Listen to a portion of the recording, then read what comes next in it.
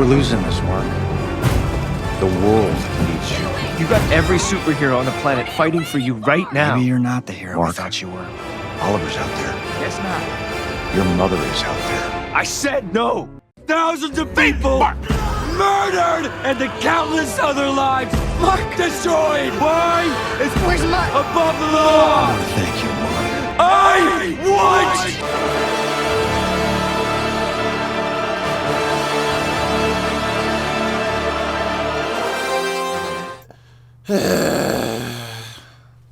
Mark Grayson, the only nigga to ever hit us with a training montage and then straight afterwards hit us with a complete lack of brain cells. Hey bro, I gotta give this nigga credit, he did what I could never do. He pulled 2 baddies in a row. Hey Eve, is that you? I see you. And if but just because you can pull a couple of baddies doesn't make you a superhero. In this video, I'm going to explain to you how you can be as fraudulent as a Nigerian scammer, as Indian as an Indian hacker, as elusive as a Russian Soviet Union spy, still be a great character. I said no! I mean a semi-great character, without even having to aura farm. Like Sanjay, woo, I'm so cool. But Kato, how? Let me break it down for you. We're gonna go through episodes 1, 2, 3, 4, 5, 6, 7, 8, and basically just check shit. Warning, if you're going through the loss of a loved one, multiple loved ones, and you're confused or just ugly as shit, or just lonely, please call this number, because at least they can pretend to care about what you're going through. I just can't do it anymore, bruh. Anyway, yapping, episode 1.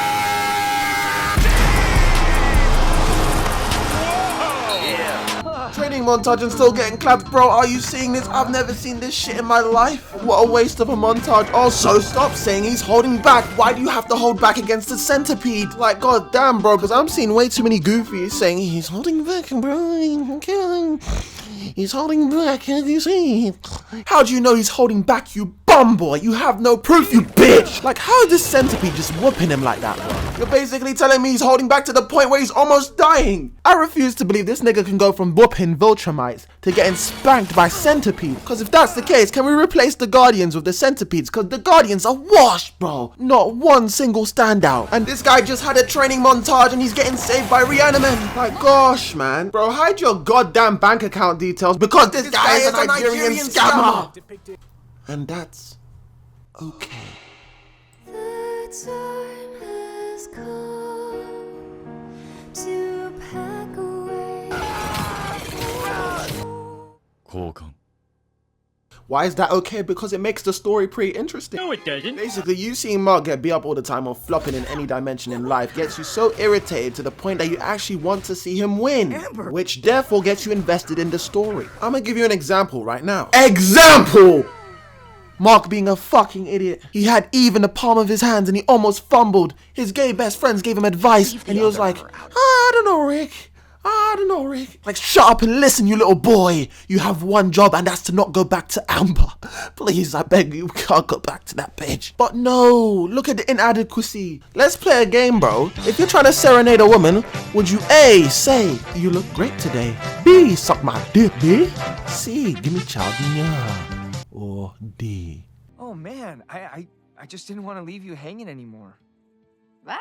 Well, Mark, you idiot, you just lost out on free ginger punani. The correct answer was C. Give me child now because at least you feel special. Oh, I didn't want to leave you hanging, Mark. I'll leave you hanging off a bridge if you say that again. But this is what we live for, my dude. His idiocy, his dumbassery increases our investment in the story. Look how invested I am. I'm shouting for no goddamn reason. I almost suplexed my monitor when I heard him say that shit, bro. And when a story can do that to you, all you can do is sit back and applaud, no matter how stupid it is. You see, when I say Mark is not invincible, I really mean Mark is not perfect, which takes the story to another level. Speaking of leveling, have you seen Sunjin Woo? I'm so cute. Kato, who is Sunjin Woo?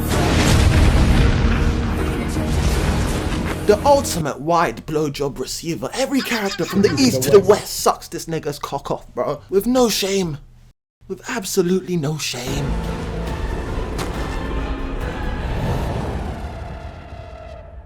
This nigga would have bent Amber and Eve over within the first 5 episodes, bro. This nigga would have cleaned that centipede out. The Declaration of Independence would have been secured. Then he would have had some random bitch slurping and glurping and being like, wow, cigar. Yeah, sure, that nigga would have upstaged Mark, but would that make this story more entertaining? Fuck no. Keyword struggle, and I'll explain struggle in a second. Anyways, Mark versus Cecil, pensioner versus youngster, or hypocrite versus idiot, or idiot versus idiot, it doesn't really matter. The best written episode in the show. People be like, it's not well written because they're both idiots. Well, at least I'm entertained. I haven't seen a fandom split 50-50 between 2 characters in a while. Context, Mark's daddy was a very bad boy, but now Mark himself is being a very bad boy. He breaks into the Pentagon, he starts issuing demands to the head of security. Did you hear me? And even threatens him. He thinks because he's got powers he can do whatever the fuck he wants. If I was his daddy, I would have spanked him. But luckily Cecil, the head of security, took precautions because of his daddy and put in a magical device that played KSI's greatest hits. But all jokes aside, this is a battle of logic and emotion because they both have great points. Mark is angry with Cecil for using the reaniman that mutilated his friends. He's angry that he's using Darkwing, who is a murderer. He believes the dude that created the reaniman and Darkwing should be in jail because they're evil. And Cecil did put in a device that could potentially kill him inside his brain. Like, Cecil, where's the trust? However, Cecil wants to use the reaniman in dark situations even though they did dark things. Same with Darkwing. Mark believes in punishment while Cecil believes in rehabilitation. Cecil put the magical device that plays crappy tunes inside his head as a precaution because this dude's daddy was an asshole and we can't let that shit happen again, otherwise we're cooked. Like, Mark, why can't you understand? You see, they both have great points and they both lack in certain metrics. So it makes it hard to choose between the two, which makes their writing excellent, must I say? Well, hard for some people, but not hard for me. If I had to pick, I had to choose between the two. Let me just say, no, let me just summarize in a few words. Mark, you're being a little bitch. And a hypocritical bitch at that. Darkwing's a murderer, you're a murderer, your brother's a murderer, you're all murderers. Bro, this guy is a fucking demigod with a family of butcherers. I would have been put hella shit inside this nigga, bro. In fact, this flipping dinosaur niced him because if it was me, I would have put Hiroshima 2.0 inside this dude, bro. And if he found out, I'll be like, and what, bro? Kaboom! But I fuck with this shit, bro. This shit generates discussion, brain activity. My neurons are firing, bro. Moral grayness. What is right? What is wrong? What is bad? What is good? But I'll tell you what's bad. If Sun Jin-woo was in this situation, he would be like, on your knees, Cecil. On your knees and suck. Only once you've sucked hard enough will I allow you to arise. Oh wow, really? How about I arise my nuts in your face, boy? Great episode, but power scaling off though. What the fuck? The bugs whoop his ass, but then the reaniman whoop the bugs ass. Then the reaniman get whooped by him? Meh. All I'm gonna say is Mark ain't invincible. Kid Omniman is here! But Kid Omniman is! He single-handedly improves every single character. I'm talking Mark, I'm talking Debbie, I'm talking even the side characters.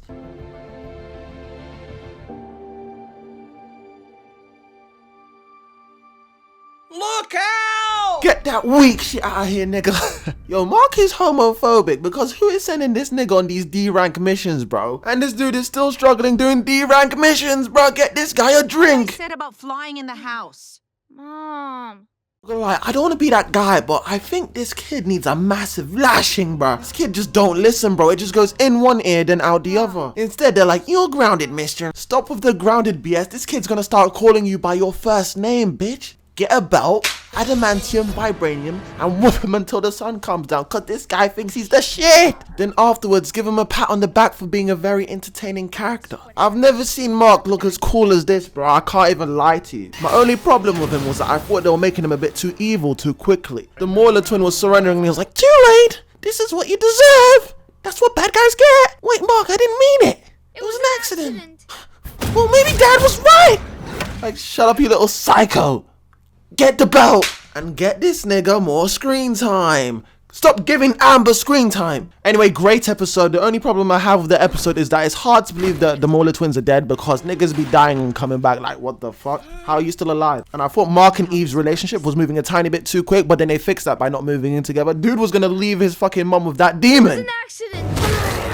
And by the way, Mark, don't you think this demon should go to jail? Don't you think this eggplant should suffer the consequences of his actions? Like, he did kill someone that was surrendering. Hypocrite. Don't worry, it's okay, I understand. But Sung Jin-woo, however, would have done this.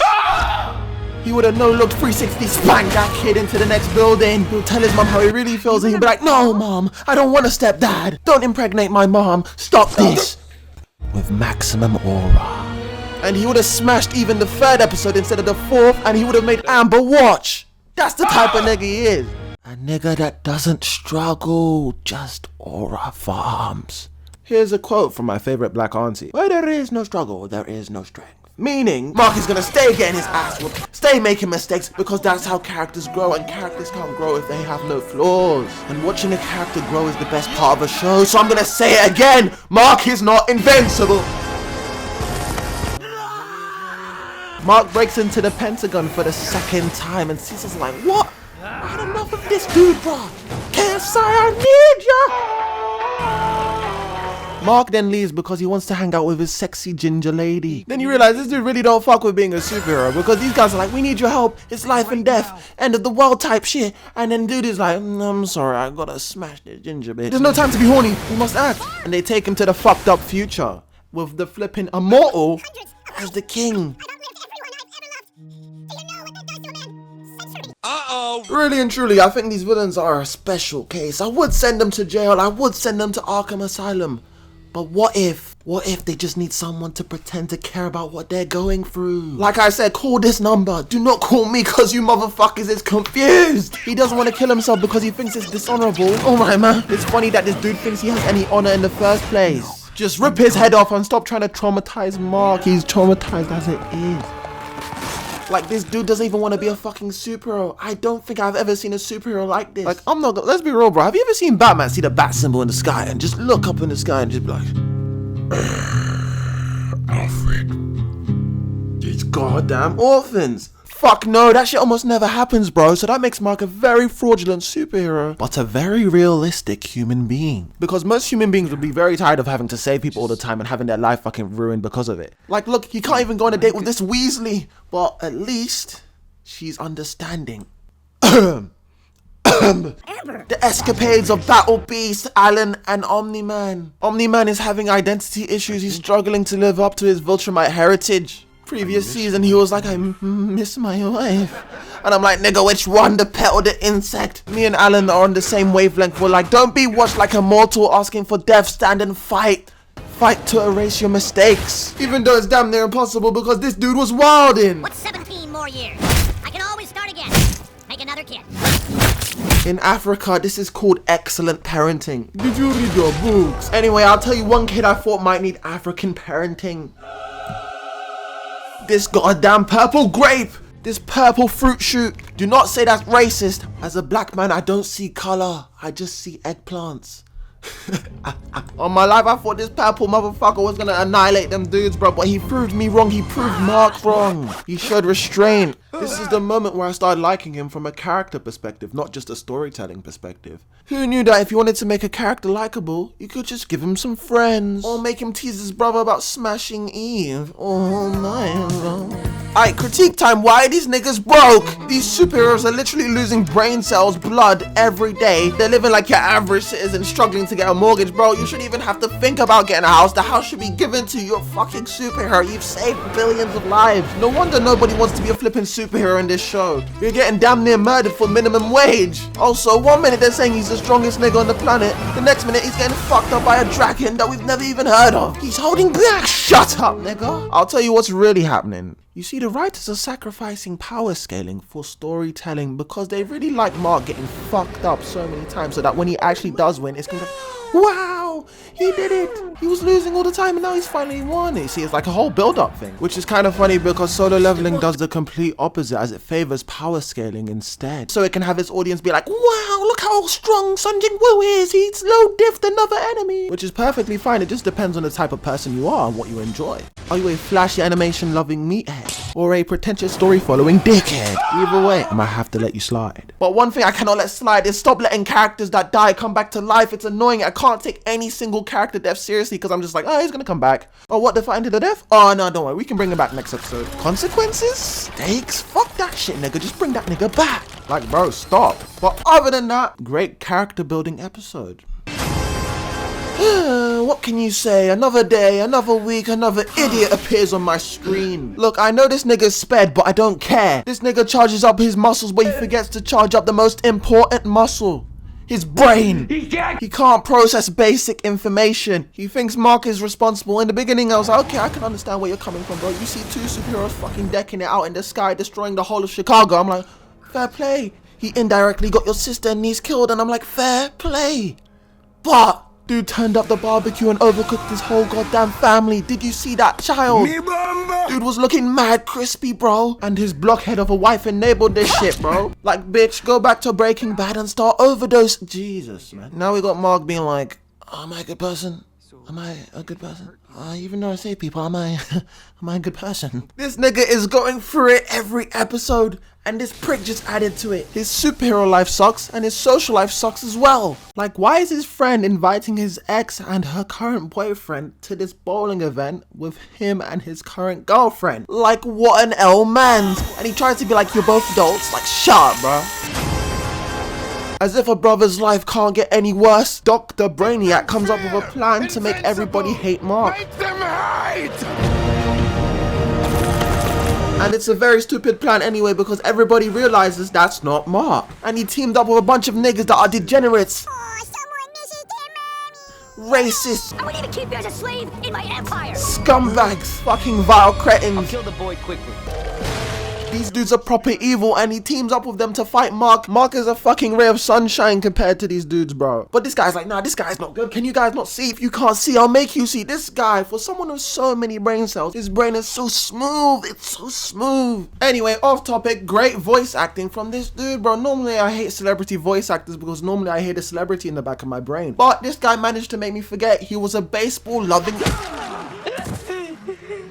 I'm gonna let that joke slide, but one thing I can't let slide is that superhero performance. Who knew ginger pussy could poison the mind? Like, you broke up with Amber because she stopped you from being a superhero, and now your current girl is stopping you from being a superhero. Your boy Rex is out there dying, bro, and he's not letting his girl stop him. And I don't even like that motherfucker, but I can give credit where it's due. You see, I would go in a tiny bit more on this dude, but I'm gonna cut him some slack. I haven't seen a superhero suffer mentally, physically, emotionally every single episode in a while, bro. Correct me if I'm wrong. Like, goddamn, these writers need to calm the fuck down. So yeah, even though his mother and brother could have been in danger and his friend died, I might potentially maybe cut him some potential slack. And people be gassing up Ollie for getting out there. That purple YN don't know struggle yet. He's been smurfing niggas. He's been bullying gay niggas and elephants. He hasn't been through 1/10 of what Mark has been through. And if he had, he wouldn't be this fucking optimistic. Yo, Mark, let's fight some bad guys. What if I caved in your chest, little nigga? Will you still keep the same energy? Stand ready for my arrival, bitch. Episode 8. Hey, ole!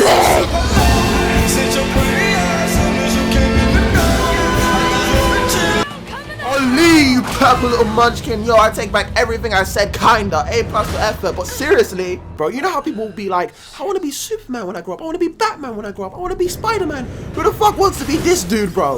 Like, goddamn. His brother's getting stretched and his girl is getting blown the fuck out like she's Bonnie Blue.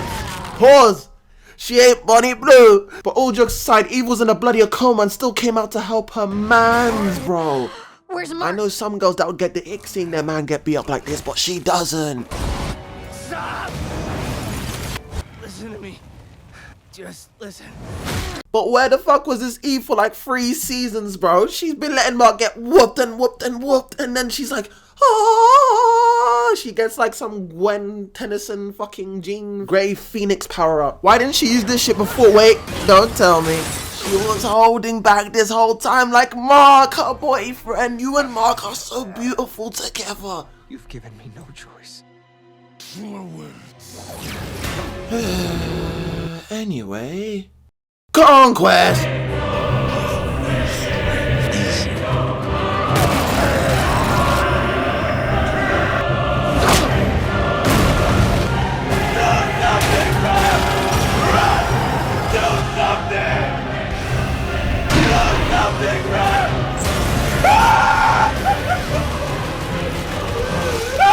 I fuck with it, dude. He gave Ollie the wake-up call he needed. Stop calling me Unc, bro. Boom. I like to see you smile now, boy. And he's the only goddamn villain in this show that got what everyone was looking for. Someone to pretend to care about what they're going through. No one talks to me. No one wants to be my friend. They think I am unstable. Some days I feel so alone I could cry, but I don't. Well, I just don't see it. Fuck therapy, give him a lobotomy! I like lobotomies, but one thing I don't like is how is this nigga still alive? These fake out deaths, bro. This nigga's missing his goddamn brain. Mark, you liar! I thought you said you could see the future. You don't live to see. Yes, he does. You're a liar. Anyway, I'ma let it slide because Mark gets his win, bro. The win we've been looking for. He fought hard and well for it, bro. And it's a tough opponent you don't expect him to beat, but he won. You see, this is what they were doing. They were like, let's make him lose and lose and lose and lose until he wins. At the end of the day, bro, you're right. Mark is a hypocrite. Mark is an idiot. Mark can't fight. Mark gets his ass beat. Mark can't chat to girls. What? Mark's got nothing in his bag. Mark can't oral farm. Mark can't get his dick sucked like Sun Jing Woo. But Mark isn't invincible, but he's damn near close to it. Slight tangent, but bro, this robot boy had me dying, bro. Rex was a good man. I compute. He was a good man. I will take his name, take his haircut, then fuck his bitch. But on a real crazy finale, the best finale in the show, in my opinion. My favorite character is Ollie, my favorite bad bitch is Eve, and my favorite punching bag is Mark. Everybody give it up for Mark, woo! And give it up for Sung Jin Woo. Psych! Do not give it up for that dude. Now, I know I disrespected Sung Jin Woo a lot, but click here if you want to see me disrespect female love interest, misogyny. I know. Or click here if you want to see me disrespect a popular TV show. I'm an asshole. I know. Or maybe you prefer I disrespect a certain supernatural creature instead. Anyway, thanks for watching. Bye, bro.